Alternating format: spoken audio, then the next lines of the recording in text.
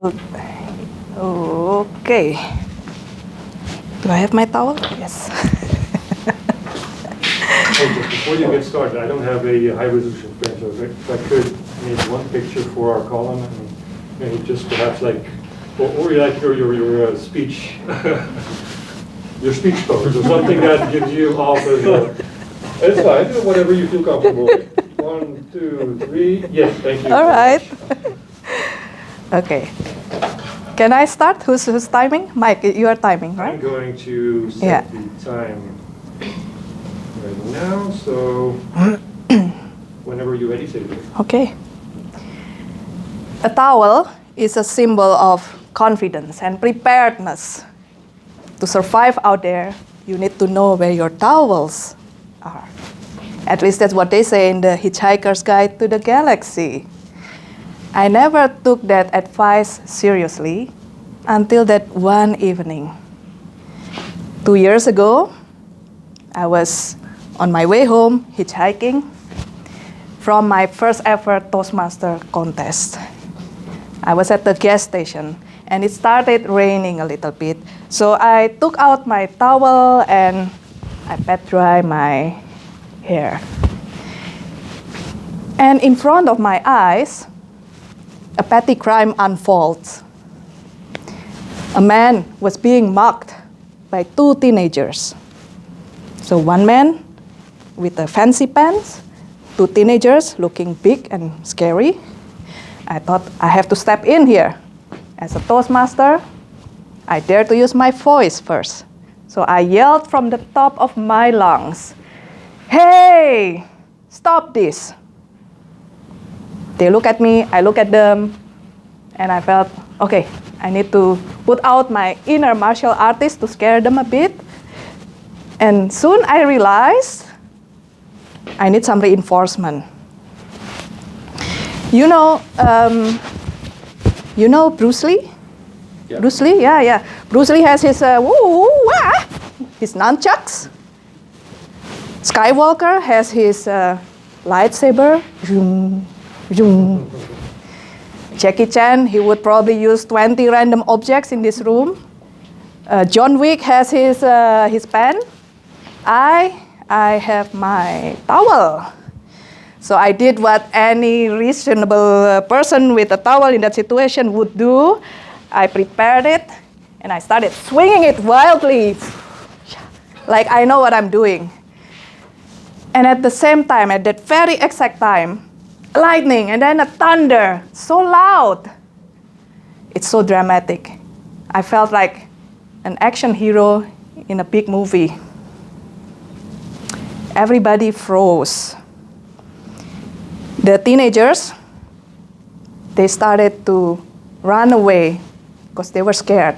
One was crying for his mom.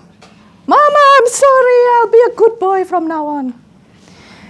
And the man with the fancy pants, he's terribly shaken, but he's all right.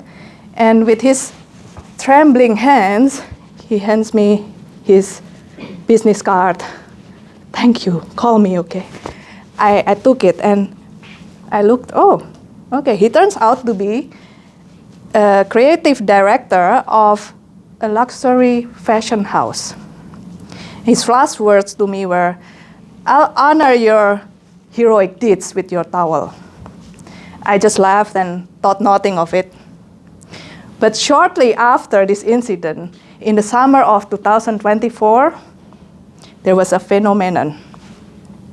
The towel skirt of Balenciaga hit the catwalk. Everybody who's seen it thinks it's ridiculous. It's so absurd.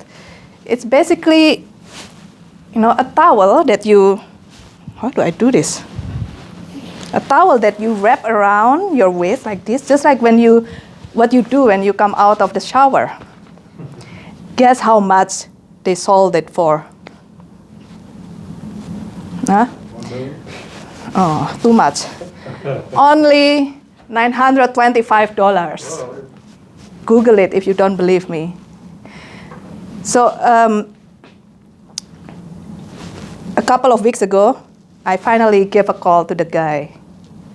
"Hey, remember me, the towel lady?"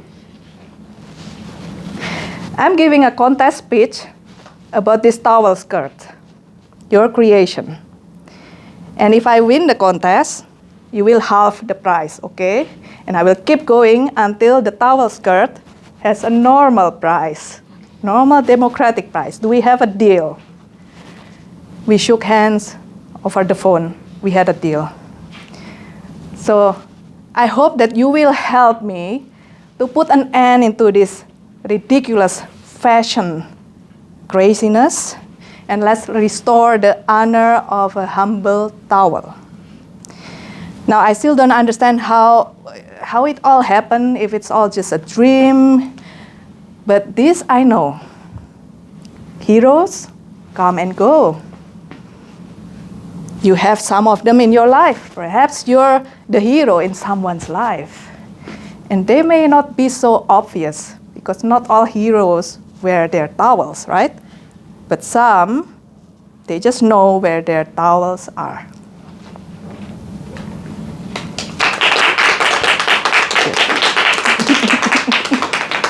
Great, thank you, Irene, for your speech. The main evaluator would be Naomi. No, switch around. Sorry. Yeah, I switch it. Oh, you want my towel? Oh, okay. Edgar will Edgar, get the towel. can I record you also? Yeah, sure. That's okay, all right. I don't know if you have anything to do that, but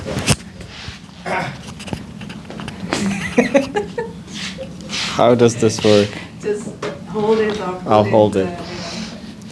I asked for the towel because not a lot of you might know this, or some people might not know this. This is for Irene's contest, and we have a Tall Tales contest, which means you do a story where you start off normally, and then it becomes more and more ridiculous, and even more ridiculous, until the point that it cannot be true, but you tell it as if it's absolutely true. So Irene, wonderful story first off to start off with. Started really off with a simple towel, a simple story, and then it became kind of ridiculous over the moment with lightning coming in and stuff happening and you meeting up this big business person. I think this story will do very well when you do it on the contest. Couple of things that will do very well. One of all, you have a prop that you can use throughout your entire speech, something for you to use. The second thing that will do very well is your use of vocal variants, where you have certain stuff where you actually are using your voice, you are telling it in a different way, you are screaming at the people. If you want to, you could really go out and scream at the people. So a lot of things that will do really well with regards to this speech.